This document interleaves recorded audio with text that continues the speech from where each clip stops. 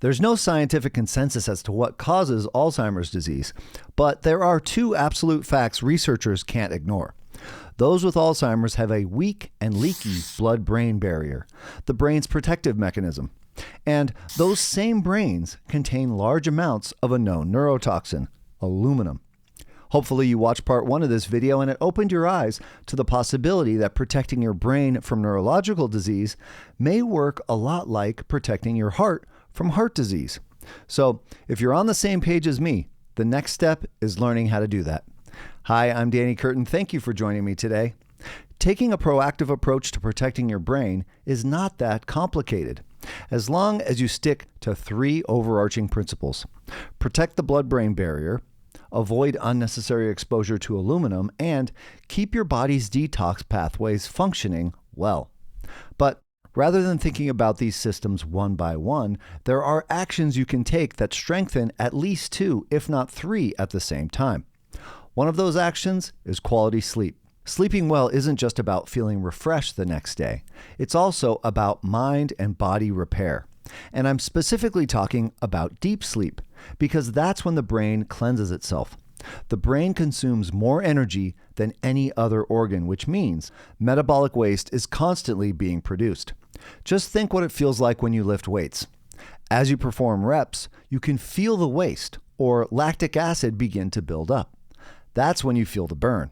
But that burn goes away as the lactic acid is cleared by the lymphatic system. Now, a very similar process is happening in your brain, but instead of lactic acid, other metabolites build up, like beta amyloid and tau protein.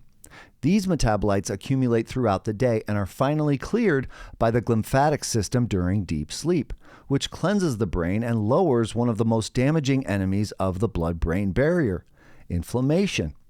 So, when you're getting quality sleep, you're not only helping maintain the integrity of the blood-brain barrier by keeping inflammation in check, but you're also supporting the brain's ability to detox, which clears metabolic waste and potential neurotoxic substances, like aluminum. This is why I take sleep so seriously. And it all starts with how you think about it. Getting good quality sleep should be thought about and planned for in the same way you plan your food, exercise, meditation, supplement regimens, and anything else you do for your health. Personally, I try to go to bed early and wake up at the same time every day. Now, I say early because the brain's cleansing system, the glymphatic system, is most active in hours before midnight. So a consistent schedule is important, but getting to bed a few hours before midnight makes a huge difference in sleep quality.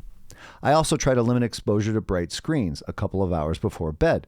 The blue light from these devices tells your brain that it's still daytime, and you release hormones that are stimulating. If you can cut back on that exposure, you'll see a significant improvement in your ability to fall asleep and stay asleep. Something else that's stimulating is eating. I try not to eat within 2 hours of going to bed, especially food with a lot of carbohydrates. Eating carbs too close to bedtime raises blood sugar, and it gives you energy, which makes it a lot harder to fall asleep.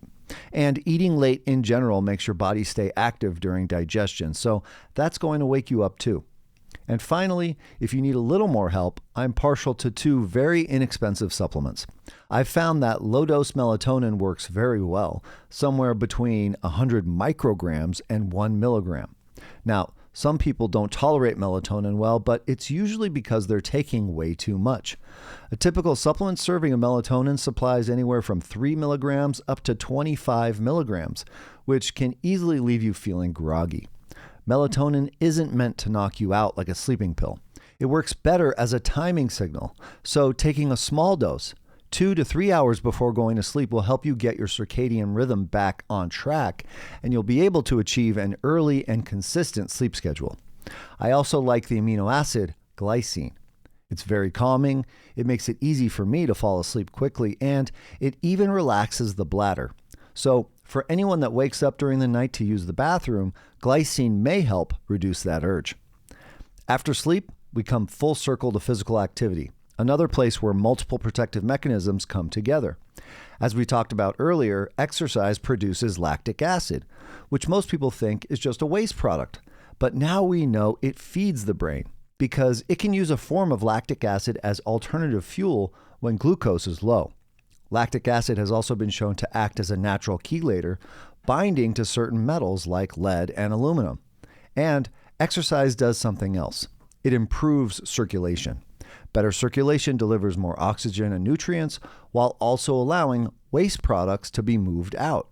So exercise isn't just about muscle or cardiovascular fitness, it helps feed, cleanse, and protect the brain itself. Personally, I treat exercise as a daily requirement. Generally, I lift weights 3 to 4 times a week.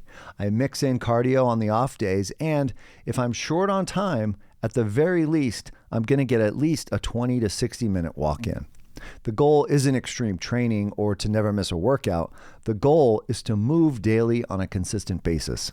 That daily signal improves circulation, metabolic health, and the systems that keep the brain resilient. Also, when it comes to exercise and improving circulation, I take a very specific cardiovascular stack. Now, this list may look like a lot, but you don't have to take all of these. The most important foundational ingredient is the enzyme nattokinase, and every other nutrient on this list has a major impact on keeping the blood clean and moving freely. And finally, the last pillar we need to cover is being aware of unnecessary aluminum exposure. Now, aluminum is everywhere, and avoiding it completely isn't realistic. But reducing unnecessary exposure is. You may not know it, but aluminum can show up all over the place. You can find it in food, like in baking powder and processed cheeses. It's in pharmaceuticals like antacids and buffered aspirin. It's in cookware and packaging, drinking water, and even in personal care products like deodorant and antiperspirant. That doesn't name everything, but occasional exposure isn't the issue. The concern is long-term accumulation, especially if your body isn't detoxing properly. Personally, I don't use aluminum-based deodorant. I avoid aluminum cookware, and I don't cook on aluminum foil. I also pay attention to food additives, and I use filtered water at home. Now, these steps don't eliminate exposure, but they do reduce chronic exposure, which is the goal. And some of the supplements I just mentioned also support metal detox as well. Enzymes like nattokinase keep the blood clean, which improves circulation and makes it easier for the body to move and eliminate toxins, including metals. And for more targeted support, one of my favorites is modified citrus pectin, specifically Pectasol. This is one of the only types of modified citrus pectin that's been shown to bind to heavy metals in the gut and blood, while also being shown to increase the amount of heavy metal excretion. And finally, for proper detox, you've got to keep your liver functioning at its best. And I'm specifically talking about phase 2 liver detox, where the liver takes harmful compounds and eliminates them from the body. Because if that process isn't working properly, toxins can recirculate and increase inflammation and oxidative stress, two of the major drivers of blood-brain barrier breakdown and neurodegeneration. There's a fascinating ingredient called Solarplast. It's derived from spinach, and the science behind it is like nothing else. Solarplast provides concentrated antioxidant compounds that help neutralize oxidative stress, and at the same time, it helps recycle antioxidants. In other words, it helps turn old, unusable antioxidants back into active free radical scavengers again. In lab studies, Solarplast was shown to protect against liver toxicity, and it was able to reverse both Tylenol and alcohol-induced cirrhosis. Combine that with Calcium D-Glucarate, and you've got some really strong support for the liver. Calcium D-Glucarate isn't really a calcium supplement. The calcium is just there to stabilize the compound. Again, the science on this ingredient is impressive. For example, bilirubin, a waste product from red blood cell breakdown, tends to build up when the liver isn't functioning properly. Patients with high bilirubin that were given calcium D-Glucarate were shown to have improved liver function while bilirubin levels normalized.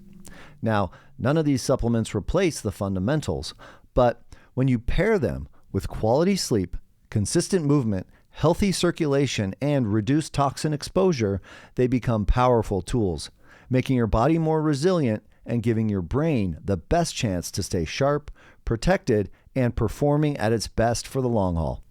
If you enjoyed this content, don't forget to subscribe and share this video with anyone you think will benefit. Again, I'm Danny Curtin. Thanks for watching. I'll see you on the next one.